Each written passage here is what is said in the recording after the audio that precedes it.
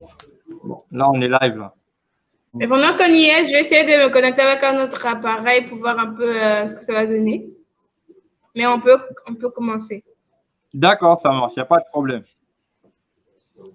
Donc, bonsoir à tous, bienvenue. Bonsoir au Côte d'Arcy, bonsoir à Sabrina. Donc, je vais commencer par Sabrina. Sabrina, on a eu déjà un premier live ensemble et tu avais accepté mon invitation lorsqu'on avait parlé récemment, il y a un mois, je crois maintenant.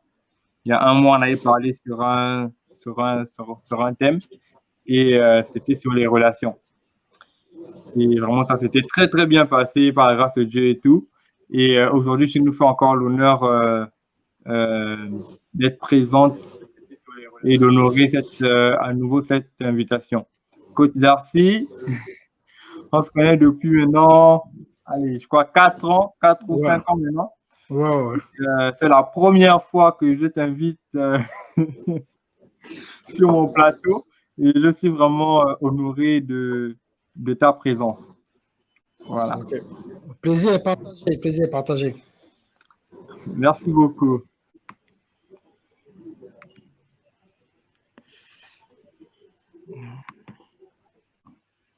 Coach, voilà la première question.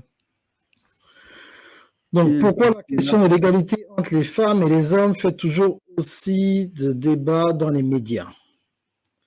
Bon, moi, je pense en fait qu'il y a eu un mouvement qui a commencé il y a plusieurs années déjà, mais qui s'est intensifié, bien sûr, avec Internet. Et donc, en fait, sur la parité et l'égalité, en fait, dans les foyers, ce qui cause souvent des problèmes entre l'homme et la femme. On parle souvent d'argent, de responsabilité, d'équilibre. Moi, je pense que c'est quelque chose qu'il faut qu'on continue à discuter, en fait, pour pouvoir trouver, comment dirais-je, une certaine conversation, c'est-à-dire que le débat soit ouvert. Bonsoir, Gaëla. Donc, partagez à fond. Que le débat soit ouvert. Donc, le débat, il faut l'ouvrir. C'est-à-dire que, j'en parlais il y a quelques jours, ce n'est pas que l'homme est supérieur à la femme, que la femme est supérieure à l'homme. Mais nos responsabilités et nos rôles sont différents. Je pense que c'est un problème de confus. Les gens sont confus avec, en fait, le rôle qu'on doit avoir. Le rôle qu'on doit avoir, en fait, dans le foyer. Et c'est parce qu'on est confus au niveau des rôles qu'il y a une sorte de match de basket. Ça devient comme un sport maintenant, où chacun veut montrer, en fait, son usage de force. Et souvent, ça ne peut pas marcher dans ce genre de cas-là. Donc, c'est très important, je pense, de continuer à ouvrir le débat à ce niveau-là. Donc, je ne pense pas que l'homme soit supérieur à la femme ou la femme soit supérieure à l'homme. C'est au niveau des rôles. Numéro 1. Numéro 2, je pense qu'il faut avoir une certaine communication dans le couple pour pouvoir décider qui fait quoi. Parce que je pense qu'en fonction du couple, en fonction des dons de chacun, les responsabilités peuvent varier en fonction de leur emploi du temps. Si c'est les deux parents travaillent, s'il y a un qui travaille, l'autre qui est à la maison. Donc, ça dépend de tout cela. Donc, ce que je commençais à dire pour l'instant. On ne sait pas si tu vas ajouter quelque chose ou bien si Sabrina a quelque chose à dire. Je pense que avant même que ce sujet fasse débat dans les médias, c'est dans la vraie vie que ça a toujours fait débat. Il y en a qui pensent que c'est important de parler d'égalité. Il y en a qui pensent que c'est important de revendiquer le fait que l'homme et la femme peuvent être égaux. Et il y en a qui ne pensent pas. Du coup, cette contradiction, cette envie de prôner son opinion fait que tout le monde donne son opinion et que ça fasse tout un objet de débat. Mais ce que moi je pense de ça, c'est que nous sommes dans une génération où, surtout avec l'arrivée des réseaux sociaux, tout le monde veut se faire entendre, tout le monde veut se donner une valeur, se faire un public. Et donc, n'importe quel sujet peut faire à ce qu'on mette l'attention sur toi ou que voilà, on te prenne un peu pour quelqu'un d'intéressant. Et donc, certains débats, dont le débat de l'égalité entre la femme et l'homme, Donc, allô? Allô? On t'écoute, on t'écoute. On m'entend? Oui. Dans ma caméra, c'est pas possible. Voilà.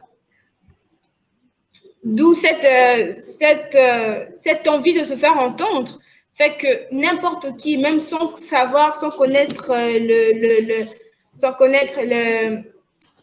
l'importance même de ce sujet ou la profondeur du sujet, veut donner son opinion et ça fait tout ce qu'on voit dans les médias. Ça fait que tout le monde donne son avis, tout le monde dit n'importe quoi et tout.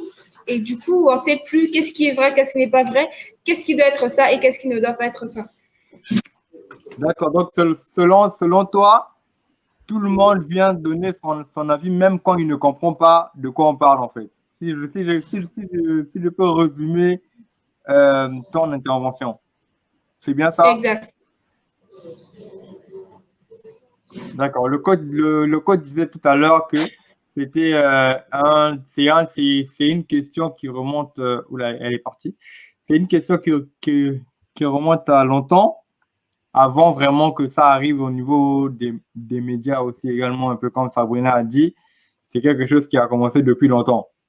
Et les médias ont juste favorisé le déploiement de cette question, en fait. C'était bien ça, non, coach? Oui, en fait, c'est ça. Je pense que c'est. Et en fait, c'est même au-delà, en fait, bien sûr, l'égalité. Pourquoi pas d'égalité? On ne peut pas aussi ignorer, en fait. Voilà, c'est bon. Suzanne dit, pour ma part, je crois qu'il faut à la base un niveau d'engagement et de maturité des deux. Je crois qu'il y a le pilote et un copilote, chacun son rôle. Le problème, confusion de rôle, manque de clarté. Des fois, le pilote ignore son rôle. Complète cacophonie, il n'y a pas égalité, il n'y a pas complémentarité. C'est mon opinion. Ouais. Je crois que ce qu'elle dit, c'est ça. Bon, moi, je pense que c'est une question de communication déjà. Et il faut aussi tenir compte de la personne que tu as en face de toi. Ouais. Leur éducation. Souvent, un homme voudra que sa femme ait le même rôle que sa mère, indirectement. Pas directement, mais indirectement. Moi, j'ai vu ma mère rester à la maison, donc moi, je veux que tu restes à la maison. Et la femme peut avoir aussi la même idée, en fait, que moi, mon époux, il devra en fait rester à la maison comme j'ai vu mon père rester à la maison, ou bien tu dois être tout le temps dehors comme mon papa. Donc, il faut toujours faire revenir avec ce qui s'est passé à la maison. Ce qui s'est passé à la maison, et tu veux en fait équilibrer cela avec la vie que tu as quand tu vas rencontrer la personne. C'est ça, en fait. Mais de même, de façon générale, en Afrique, par exemple, je sais que les garçons ne restent jamais à la maison.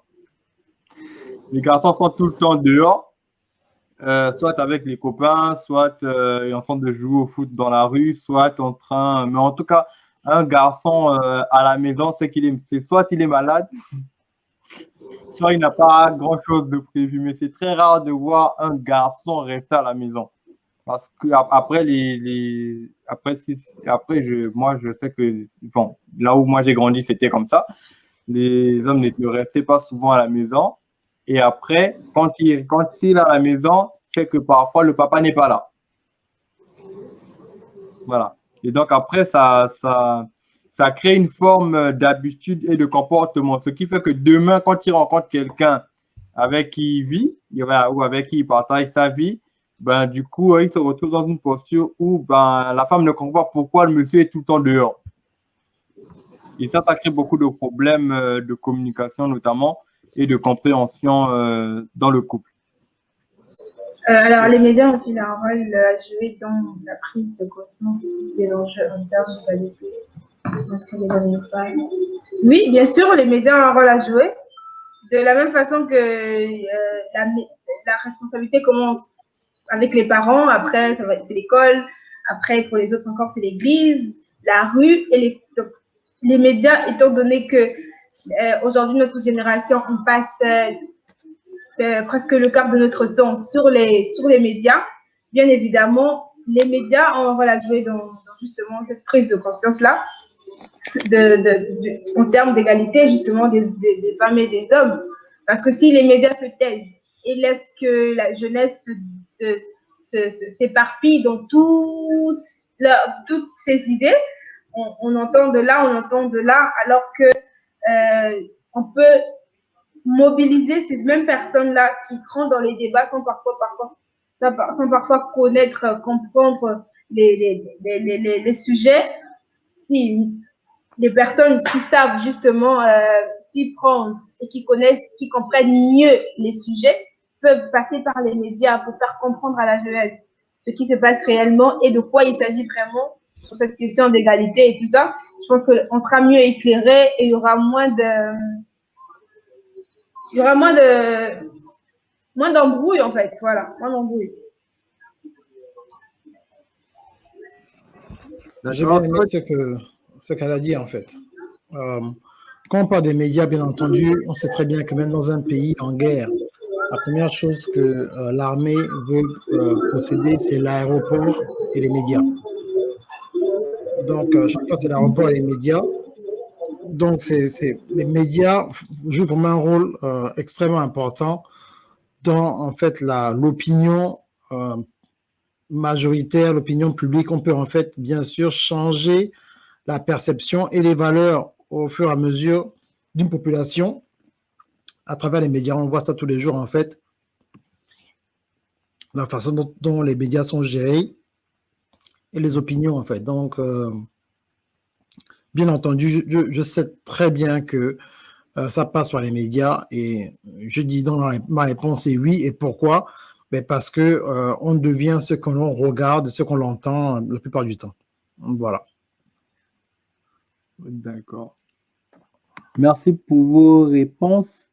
Moi, je pense aussi que les médias jouent un rôle dans cette mascarade-là. C'est-à-dire que tout passe, aujourd'hui, par exemple, tout passe par les médias. Tout est médiatisé, quel que soit, même quand tu fais ta nourriture à la maison. Tu fais ton plat, tu le médiatises, en fait. Et en termes de relations, entre les hommes et les femmes, oui. C'est-à-dire qu'on devient ce que l'on entend. On devient ce que l'on voit. Plus à force de voir, à force d'entendre, on finit par faire, en fait. On finit par faire ce qu'on voit et ce que l'on entend. Et ça finit par nous influencer aussi d'une certaine manière. Et ça change parfois notre comportement en fonction de l'environnement dans lequel on se trouve. Je pense que oui, je pense que c'est vraiment possible d'être influencé de cette manière-là. Et les médias y contribuent de beaucoup.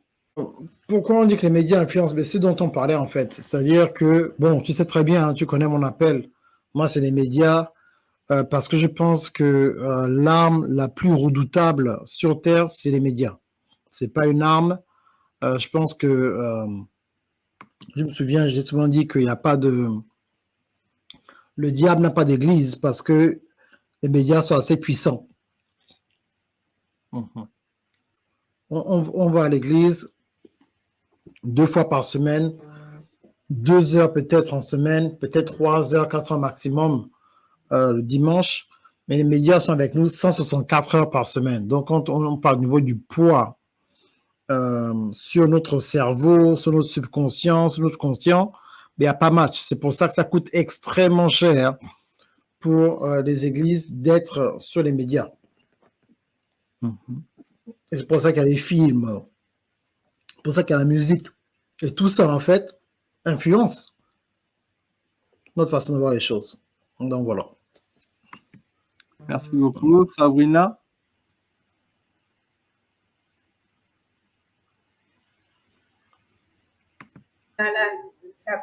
La perception de la société, parce que sur les réseaux sociaux, on est avec différentes cultures, c'est-à-dire que c'est facile de rencontrer un Européen, un Américain, un Asiatique sur les réseaux sociaux et parler comme si on était dans la même ville ou qu'on était sur place en fait. Aujourd'hui, des personnes se permettent d'avoir des relations, tu es dans l'autre continent et l'autre aussi là-bas, mais vraiment faire des choses comme si vous étiez vraiment ensemble dans la même ville. Et oui, ça influence parce que chacun mène sa culture et essaie d'influencer les autres. Et quand tu n'as pas des repères bien posées, quand tu n'as pas des bases bien fortes, facilement tu te laisses influencer par tout ce que tu entends, par chaque culture, par chaque perception de la vie de chacun qu'il y a là-bas. Et finalement, tu te perds. Tu te perds. Parce que, comme j'ai dit tout à l'heure, quand on n'a pas des vraies bases, quand on n'a pas des vrais fondements, n'importe qui peut venir nous ébranler, n'importe qui peut venir nous faire changer d'avis, même sur des choses où en avant, on avait une connaissance assez plus poussée que les autres, quoi. Je ne sais pas si je fais comprendre. Voilà. Ok, merci beaucoup, Sabrina. Mais je pense aussi que du coup, la télé, bon, aujourd'hui, les réseaux sociaux, notamment qui sont Facebook, Instagram, YouTube, tout ça là, ça joue beaucoup sur, sur notre perception en fait de la société, en fait, de comment on voit les choses. Et du coup, ça fait que c'est ça qui nous éduque aujourd'hui. Notre éducation vient de là, en fait. À force de regarder, à force d'entendre, à force de voir certaines influences, on commence à se comporter comme tel, en fait. On commence à se comporter comme tel, sans comprendre de comment, du pourquoi, on adopte ces attitudes, on adopte ces comportements, et ça rentre dans les mœurs. Vous voyez? Et c'est ça qui crée parfois tout un problème. Attendez, je vais mettre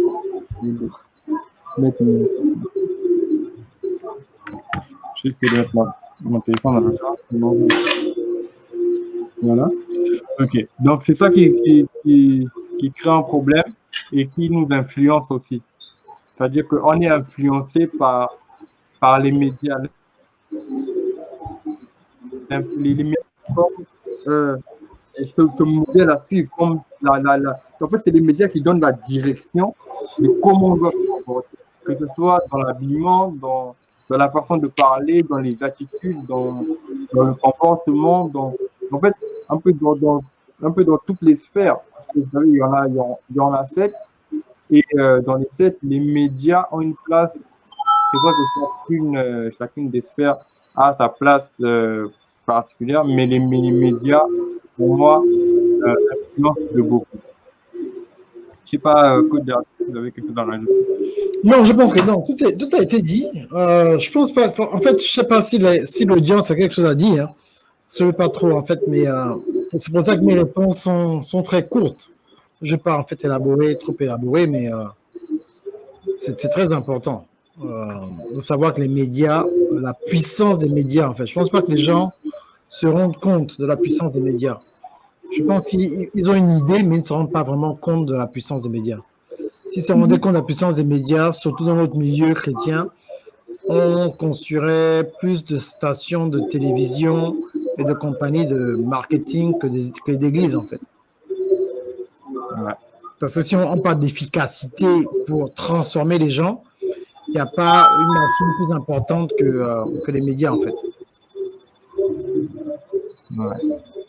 D'accord. En tout cas, merci pour vos différentes réponses. On va prendre la question 4. Peut-on considérer le langage comme vecteur d'égalité? Sabrina? Le langage, quel langage? Ça, c'est ça que je comprends. La parole. Si tu veux. La parole, comme vecteur d'égalité. Oui. Moi, personnellement, hein, je ne sais pas si tu le sais, moi, je ne suis pas trop égalitaire. Moi, je suis du côté de l'équité. Donc, tout ce qui est égalité, je ne suis pas dedans. Et surtout, je ne soutiens pas ça. Mais par contre, je respecte ceux qui pensent que c'est possible d'être égal avec les autres, hommes ou femmes. Moi, en fait, je ne crois pas ça. Mais je pense aussi que oui, le langage est un vecteur d'égalité. Hein. La parole, oui, il faut donner à tous l'opportunité de parler. Il faut donner à tous la possibilité et même l'aisance de s'exprimer. C'est en s'exprimant qu'on apprend à connaître les autres et on apprend à écouter aussi ce que les autres disent et analyser avec ce que nous, on a pu dire avant question de nous orienter, en fait. Oui, pour moi, c'est possible. Le langage est un vecteur d'égalité. D'accord, merci. Et Côte d'Arcy? Au niveau quand tu parles en fait du langage, c'est quoi la prise de parole qui La doit, voix, oui, la parole. Ouais, je pense que oui, il parle de prise de parole. prise de parole, d'influence. Oui, en fait, c'est la même chose. Comme disait Sabrina tout à l'heure, question d'égalité, ça veut dire quoi? Que l'homme parle pendant 12 heures, la femme doit parler pendant 12 heures, ou bien, bon, on enlève les 8 heures de sommeil, chacun parle Voilà, 8 heures, 8 heures de temps. Et attention, Non, mais attention, c'est par rapport au fait que tu as quand on donne dépassé la le parole à temps. la femme, Ça fait 1 heure que tu parles, c'est à mon tour. Je pense qu'en fait, c'est qu'à chaque fois qu'on essaie de mettre les, des règles dans des choses qui devraient se passer de façon naturelle, ça gaspille en fait voilà, les exactement. choses. Ça devrait être Exactement. naturel. C'est un peu comme une danse. Tu ne sais pas comment tu vas danser tant que tu n'as pas commencé à danser avec ton partenaire. Donc, il y a la danse que tu as, en fait, ta façon de danser seul et la façon de danser, en fait, en symbiose avec un partenaire. Je pense, en fait, que le langage, c'est un peu comme une danse. C'est en fonction de son style, en fonction de la taille, en fonction de la proximité. Et tout ce genre de détails, en fait, ça va en fait déterminer la cadence et le rythme que deux personnes ont quand elles vont commencer, en fait, à bavarder. Donc, voilà. wow. Non, en fait, le langage dont je parle, c'est par rapport à la liberté d'expression. Et moi, je trouve que les médias ont permis, en tout cas, ont favorisé le fait que les gens puissent avoir la possibilité de s'exprimer, en fait, dans un certain sens, parce que je crois que à une certaine époque, pour parler, il fallait, en fait, en tout cas, pour se faire entendre, il fallait quand même militer, il fallait lutter, il fallait, voilà, si tu as une certaine opinion, tu dois garder ça pour toi. Si tu veux, si tu as une façon de voir le monde, tu n'as pas la possibilité de le partager, en fait. C'est plus dans ce sens-là, en fait, que j'ai posé. Ok, donc tu parles de la prise de parole, simplement. Ouais, c'est ça. Ouais. La Plutôt au niveau plateforme, en fait. L'accès à la plateforme, en fait, tu veux dire. L'accès oui, aux plateformes. aux différentes plateformes, ouais. Ouais, ok. Ben, Donc, tu veux commencer, Sabrina? Oui, c'est comme j'ai dit tout à l'heure, hein, je pense que l'accès à la parole, c'est important. Mais je rejoins ce que le coach a dit tout à l'heure, c'est que tout devrait se faire de façon naturelle, dans le sens où je viens parler pour quelle raison et pour atteindre quel objectif. Parce que si on se met juste à se dire, voilà, il faut qu'il y ait, faut que les femmes parlent et que les hommes aussi parlent, d'accord, mais c'est pour dire quoi et pour arriver à quoi? Parce qu'on peut toujours se mettre à parler, on peut donner 12 heures à l'autre et 12 heures à l'autre si on n'a pas un objectif bien clair dans la tête, si on ne sait pas le but pour lequel on est en train de vouloir parler, et bien même le fait qu'on nous donne la parole pendant 20 heures du temps, ça ne changera rien en fait. Et on ne verra toujours pas l'égalité parce que justement cette égalité que cherchent les femmes et les hommes, qu'on cherche dans la société, c'est pas basé sur qui parle ou qui parle pas. C'est censé être dans les actes, c'est censé se ressentir dans la vie de tous les jours. Voilà, dans la vie de tous les jours, au travail, à la maison. Je ne sais pas si aussi il parle de la maison, cette égalité-là. À la maison, dans la rue, à l'école, mais peu importe les endroits où on est censé se sentir égaux avec les autres. exactement. Merci beaucoup, Sabrina. Coach? Mais oui, en fait, c'est la même chose. J'aime bien ce que Suzanne a dit dans les commentaires. Elle dit le langage est un vecteur d'enrichissement. Les différences enrichissent. Il faudrait parler plus de complémentarité et pas d'égalité, à mon sens. Parce qu'en fait, moi, je pense que quand on parle du terme égalité, là, que ça fait maintenant plus de 30 minutes qu'on en parle, ouais. L'égalité, c'est comme s'il y avait déjà un décalage. Donc, il y avait déjà un problème au départ. Et donc, il faudrait qu'un juge, une personne vienne trancher pour dire, bon, non, il y a un déséquilibre. Et pour venir dire que, bon, comme il y a un déséquilibre, on va mettre cela, on va trancher. C'est comme un juge qui dit, bon, écoute, il y a une personne qui a plus, il faudrait que ce soit, que tout le monde, au moins, ait sa part. Mais je pense que je vais un peu parler un peu de politique. Et c'est un peu le problème que les Américains ont, par exemple, avec les Européens. Les Européens, en général, ont cette idée de, bon, l'argent pour tous, le gouvernement va aider. Mais le problème, c'est quand le gouvernement aide et essaie de faire le partage en fonction de ce qu'il pense qui est bon, ça cause des problèmes. Et trop de liberté, comme aux États-Unis aussi, ça cause des problèmes. Donc maintenant, il faudrait maintenant un équilibre. Je pense que le terme équilibre et égalité, je ne sais pas si c'est devant moi. Je pense que équité, hein, exactement.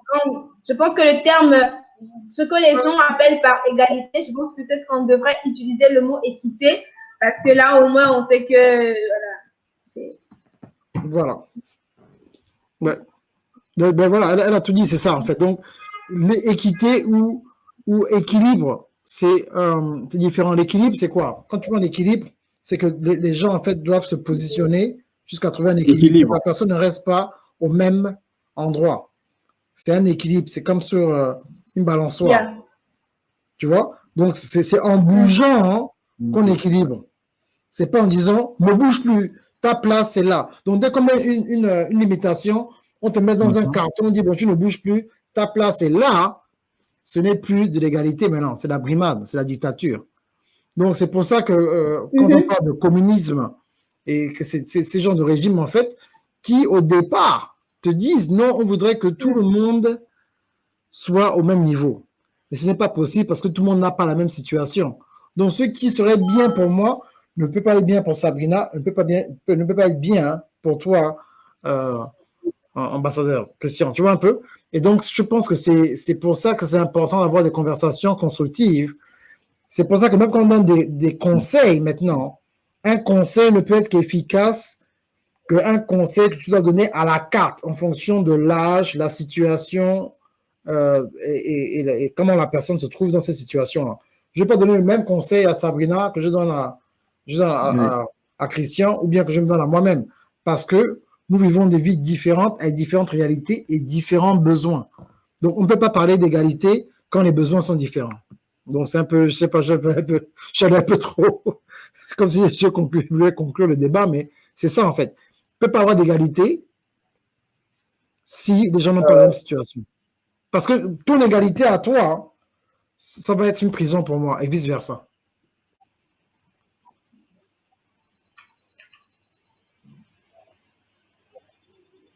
Bon, moi, je pense que la crise sanitaire a-t-elle déformé la place et le rôle de la femme dans la société au niveau mondial? Je pense que... Oui, tu m'entends? Je pense que le problème a été simple. On va en parler seulement avec la conférence que j'aurai avec mon épouse le 30 mai, où on va expliquer que ce n'est pas qu'il y a eu que ça a déformé. Je pense qu'il y avait un problème d'un déséquilibre dans les relations déjà au départ. Oui, oui. Et les couples ne passaient pas assez de temps ensemble, en fait. Donc, ils passaient pas assez de temps ensemble. Et donc, parce qu'ils passaient pas assez de temps ensemble, la crise sanitaire les a forcés à passer plus de temps ensemble. Et ils ont découvert, en fait, ils pensaient qu'ils se connaissaient, mais ils ne se connaissaient pas. Donc, il y a eu certaines pressions qui sont passées. Il y a eu beaucoup de divorces pendant la crise sanitaire parce que les gens étaient forcés à passer énormément de temps ensemble. Je parle encore en fait d'équilibre. Ce qui se passait, c'est qu'il y a des couples qui avaient trouvé un équilibre. C'est-à-dire, en fait, il y a des personnes, le couple, qui travaillaient énormément à l'extérieur de la maison ou qui voyageaient énormément. Et donc, ça créait toujours ce côté de, bon, j'ai 2 jours avec mon époux et je vais maximiser ces 2 jours.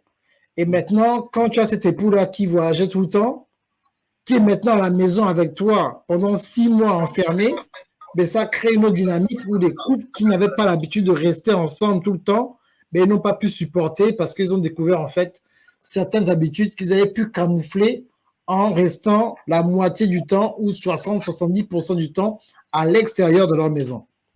Je pense que c'est un peu ça. Est-ce qu'on veut dire par rapport à ça, parce que moi, si je comprends bien, c'est que oui, il y a eu dans les questions relationnelles, il y a eu beaucoup de désillusions de vie de couple parce que oui, les gens se sont vus à nu vraiment parce qu'on a l'impression de se camoufler derrière le travail, derrière les enfants, se dire voilà, on passe du temps avec notre mari, alors que parfois non. Sur 24 heures, peut-être on passe 30 minutes avec son mari ou sa femme.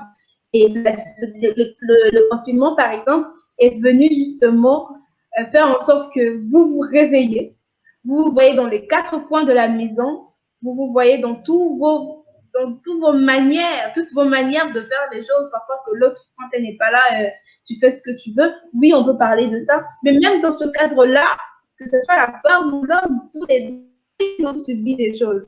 Donc, on ne parle pas que de comment la femme a vu son quotidien être déformé. C'est vraiment, je pense que la part, c'est dans tous les deux côtés, et l'homme et la femme. Oui. Oui, et l'homme et la femme. Ouais. Je n'avais pas vu le côté où on parlait de la femme. C'est pour ça que j'ai répondu en général.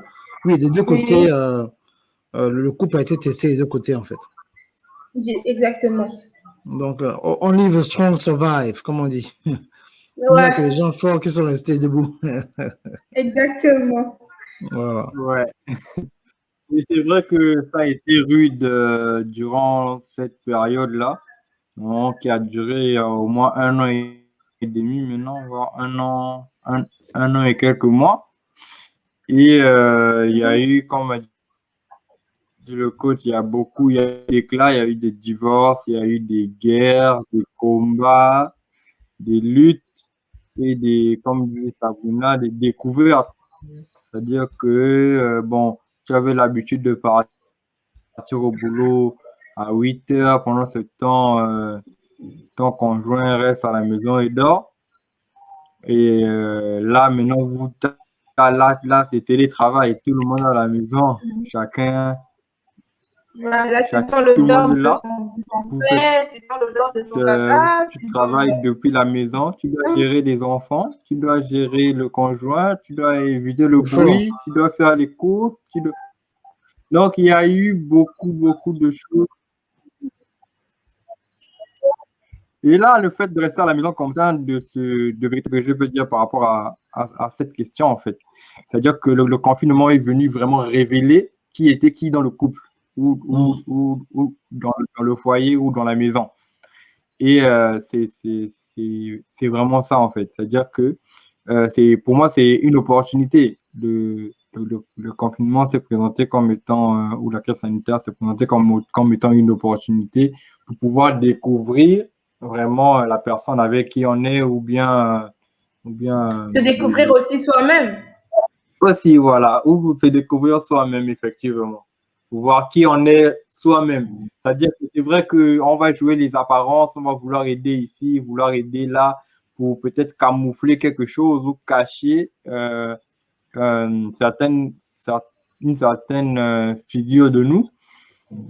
Mais le fait de se retrouver seul à seul, avoir personne à aller visiter, personne à aller aider, ça a vraiment remis les choses un peu au centre. Et ça a permis aussi de mettre balle à terre pour revoir des priorités et ce qui était important ou pas. Donc voilà un peu ce que je peux apporter par rapport à cette dernière question. Est-ce que vous avez un mot de la fin en tout cas pour conclure? Est-ce que vous avez un mot à dire et tout? Comme ça, on pourra se séparer. Sabrina? Ah ouais, c'est déjà fini? Les 5 questions?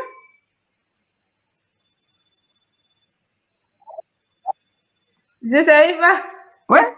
Alors, donc voilà, moi, si j'ai quelque chose à dire par rapport à cette tendance égalité femmes et hommes, alors, pour justement confirmer ce que je venais de dire avant tout, c'est que l'égalité des sexes n'existe que dans nos têtes. C'est un complexe, moi je trouve, moi je pense, c'est un complexe de supériorité, d'infériorité que souffrent beaucoup de gens, beaucoup de personnes, les hommes comme les femmes qui passent leur temps à dire voilà, on est égaux, on est égal et tout, voilà, on doit avoir les mêmes droits et tout. Alors qu'aujourd'hui, on a les mêmes droits. Oui, on a tous les mêmes possibilités. Oui, on a tous les mêmes opportunités, les hommes comme des femmes. Mais la chose la plus importante de tout, c'est quand tu te découvres, c'est-à-dire que tu sais qui tu es. et ce pourquoi tu es appelé à faire, tu te bats à faire ta part. Et quand on te donne la place ou que tu aies l'impression d'être à ta place ou non, sache qu'en faisant ce que tu penses faire de bien, tu es déjà à ta place. Tu n'as pas à vouloir être égal avec quelqu'un parce que quoi que l'on fasse, on va passer des milliers de jours à vraiment parler sur ce sujet d'égalité. On ne tombera jamais d'accord parce que tout simplement, qu'on monte ou qu'on descende, on sera toujours différents des uns des autres. Hommes comme femmes, voilà, enfants comme grands, on sera toujours différents des uns des autres. Battez-vous pour ce que vous pensez être bien pour vous. Battez-vous pour des choses comme votre mission, votre vocation, votre travail, votre passion, vos talents. Mettez ça en valeur et laissez le monde vous donner la place qu'il faut. Par rapport à votre travail, par rapport à votre discipline personnelle, par rapport à votre impact dans le monde, on vous donnera la place qu'il vous faut. Et non, en vous mettant là à dire voilà, on est égaux, on est égal, parce que après, on passe pour des personnes qui parlent beaucoup pour ne rien dire à la fin. Donc voilà, tout ça, c'est vraiment quelque chose que je voudrais dire à une femme qui peut me suivre, une jeune fille. Voilà, égalité ou pas égalité, si tu ne fais pas ce que tu dois faire, ben, même si on te disait que tu es égal à un homme, ça ne te fera rien, ça n'ajoutera rien à ta vie. Rien du tout. Ouais, merci beaucoup, Sabrina. Ouais. Moi, j'ai bien aimé ce qu'elle a dit. Hein. Franchement, c'était déjà une bonne conclusion. Il faut juste qu'on continue à avoir ce genre de conversation. Et personne ne détient la science infuse ou vraiment l'ultime vérité dans quoi que ce soit. Il faut juste qu'on continue à bavarder et qu'on continue à plus se concentrer sur l'équilibre et l'équité que sur l'égalité. Voilà. Donc, je pense que c'est ça qui est important. Voilà tout ce que j'ai à dire. Ok, merci beaucoup. Wow. Merci à Miss Kaila pour l'encouragement par rapport à ce que Sabrina a dit. Effectivement, c'est une bonne conclusion. C'est vrai que chacun doit rester à sa place, chacun doit faire ce qu'il doit faire, chacun doit connaître qui il est, connaître ses talents, connaître, maximiser en fait son temps sur la terre, parce qu'on est des passagers et chacun a un temps en fait, a des choses à accomplir. Il faut vraiment viser son sac. Si tu es écrivain, il faut écrire ton livre. Ouais, c'est Tu peux écrire ton livre. Si tu es écrivain, tu dois écrire ton livre. Si tu es vidéaste, tu dois faire tes vidéos. Si tu es youtubeur, tu fais tes chaînes, tu fais ton contenu. Si tu es coach, tu dois trouver en fait les personnes. En fait, il faut trouver ton milieu, il faut trouver vraiment ta cible, trouver les personnes qui te sont destinées, que tu dois encourager, que tu dois aider en fonction du couloir dans lequel tu es placé afin de pouvoir pleinement accomplir ta mission en fait. Et pour moi, c'est ça. C'est pas militer, c'est rien à changer. L'idée générale, c'est de pouvoir se retrouver en fait à ce que je peux dire pour conclure qu'on a eu quelques couacs en attendant, enfin entre-temps, c'est de mon côté, il y a eu un problème de connexion apparemment. Et bon, mais ça va. Voilà, je vais couper. Donc, merci coach Darcy, merci coach Sabrina. En tout cas, j'espère vous retrouver très très prochainement pour d'autres lives, d'autres sujets, et en fonction de vos disponibilités, bien évidemment. Comme ça, on va continuer en fait à partager et à débattre. Ok. Allez, c'était un plaisir. Ciao, ciao, je fonce. Bye. Ciao. Merci beaucoup. Bye bye. Bye bye.